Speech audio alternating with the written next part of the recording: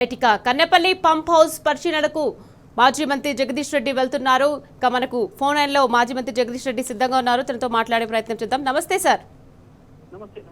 Sir చెప్పండి, Kannepalli pump house కు వెళ్లేందుకు రైతులు కదం తొక్కుతున్నారు. బీఆర్ఎస్ నేతలను అక్రమ అరెస్టులు చేస్తున్నారు. అదేవిధంగా కేటీఆర్ ను కూడా వెళ్లకుండా అడ్డుకునేందుకు పోలీసులు ప్రయత్నిస్తున్నారు. అసలు దీన్ని ఏ విధంగా చూడొచ్చంటారు సార్?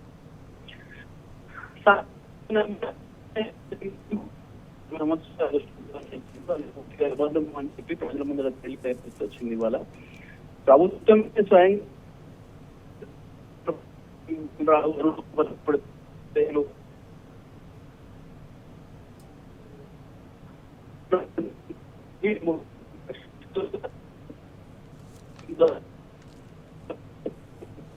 కన్నెపై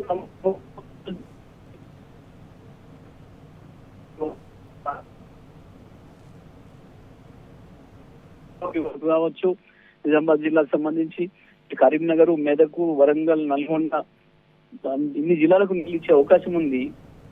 అన్ని ప్రాజెక్టులు ఖాళీ ఉన్నాయి. ఆ సంగతి చూపించాలనే కేటీఆర్ గారు ఇవాళ అక్కడ బయలుదేరిండు. వాస్తవం ఏందో ప్రజలకు చూపిద్దామని చెప్పి కేటీఆర్ గారికి మద్దతుగా పెద్ద ఎత్తున ఎక్కడికక్కడ అన్ని జిల్లాల నుంచి కూడా రైతాంగం గతంలో కేసీఆర్ గారి నాయకత్వంలో 5 సంవత్సరాలు ఏదైతే మంచి పంటలు పండించుకున్నారో ఆ రైతాంగం అందరూ ఎక్కడికక్కడ బయలుదేరి వస్తున్నారు. నేను కేవలం రాత్రి పోతున్నది తెలిసిన కాంచెల్లి జనం పెద్ద ఎత్తున రైతాంగం కూడా సిద్ధమై కదులుతున్నారు. ఇవాళ ప్రభుత్వం ఇప్పటికే అడ్డుకునే ప్రయత్నం చేస్తుంది, అందుకే అరెస్టులు చేస్తుంది. వాస్తవానికి అక్కడ లేదు, మేమేం పిలుపునియలేదు, దాన్ని మేము కూడగొడతామని లేకపోతే ఇంకోటి చేయలేదు, మేము ఇంకోటి చేయలేదు, ఆక్రమిస్తామని చెప్పలేదు. మేము విజిట్ చేస్తామని చెప్పిండు కేటీఆర్ గారు. మేము సందర్శించడానికి పోతున్నామని చెప్పిండ్రు. మేము ప్రశాంతంగానే పోతాం, ప్రశాంతంగానే చూసి వస్తాం.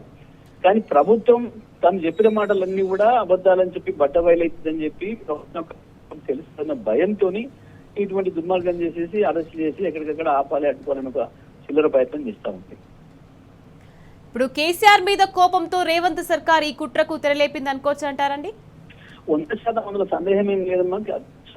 కేసీఆర్ గారిని బదనం చేయాలని ఏ కాళేశ్వరంతోనైతే రైతాంగం కేసీఆర్ కు దగ్గరైనరో ఆ రైతాంగాన్ని దూరం చేయడం కొరకు, కేసీఆర్ ని బదనం చేయడం కొరకు ఒక లేనిది సృష్టించి ఏదో చిన్న ఇది జరిగింది అని చెప్పి మొత్తం ప్రాజెక్ట్ వేసేసి అనేక ప్రాజెక్టులు నేను ఎండబెట్టి దుర్మార్గంగా ప్రవర్తిస్తూ కేసీఆర్ మీద బదనం చేసే ప్రయత్నం చేసేది. వాళ్ళు గత 2.5 సంవత్సరాలుగా అదే పనిలో ఉన్నారు. ప్రభుత్వం ముఖ్యమంత్రి నుంచి మొత్తం అక్కడ పైన ప్రధానమంత్రి కావచ్చు, వాళ్ళ బడేబాయి కావచ్చు, వాళ్ళ పార్టీ కావచ్చు, వీళ్ళు కావచ్చు, ఇద్దరు దొంగలు కలిసి వాళ్ళు రాష్ట్రాన్ని బాగు చేసింది లేదు, దేశాన్ని బాగు చేసింది లేదు, తెలంగాణ నాశనం చేసింది ఆ ఇద్దరు జాతీయ పార్టీలే. వాళ్ళు ఇద్దరు కలిసి కూడబలుకొని కేసీఆర్ ని బదనాం చేస్తూ ఆనాడు ప్రభుత్వంలో ఉన్ననాడు వేరు, ఇవాళ ప్రతిపక్షంలోకి వచ్చిన తర్వాత కూడా దేశవ్యాప్తంగా శత్రువులు అని చెప్పుకునే కాంగ్రెస్, బీజేపీలు ఇక్కడ ఇద్దరు ఒక్కటే పనిచేస్తూ అదే పనిగా దాడి చేస్తున్నారు, ఊరకుక్కలాగా దాడి చేస్తున్నారు కేసీఆర్ పైన.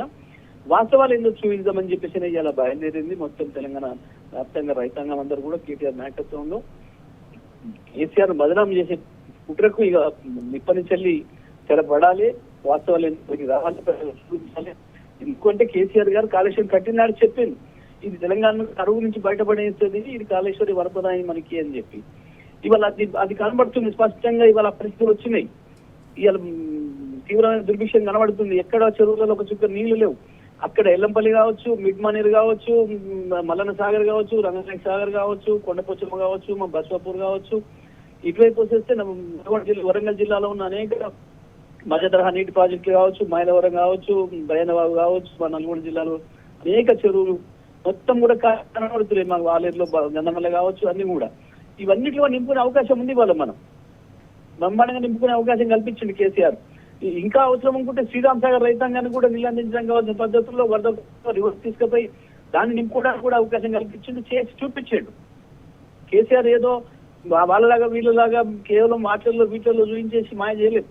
నీళ్లు బారిచ్చాడు, స్వయంగా శ్రీరామ్ సాగర్ కూడా తీసుకుపోయి నింపాడు. ఇవాళ మా దగ్గర చివరి ఊరు మా చిన్న సీతారాం తండ్రికి నీళ్లు నింపిండు, మా దావి చెరువు నింపిండు. వరుసగా ఒక రోజు కాదు 4-5 ఏళ్ళు నింపినాం. ఇవన్నీ కూడా చూసింది రైతాంగం. కానీ గత 2 సంవత్సరాలు కూడా ఎండబెట్టి కావాలని చెప్పేసి నీళ్లు లేకుండా చేసి కూలిపోయిందని మీరు చేసిన అసత్య ప్రచారం ఏదైతుందో దాన్ని వాళ్ళ ప్రూవ్ చేయడానికనే కేటీఆర్ గారు బయలుదేరిండు. తప్పకుండా ఇది కేసీఆర్ మీద ఇంతకాలం వీళ్ళు చేసిన దుష్ప్రచారం ఏదైతుందో, దుర్మార్గమైన ప్రచారం ఏదైతుందో దాన్ని అబద్ధం అని చెప్పి నిరూపించే రోజు ఇవాళ వచ్చేసింది. Okay right, thank you so much అండి.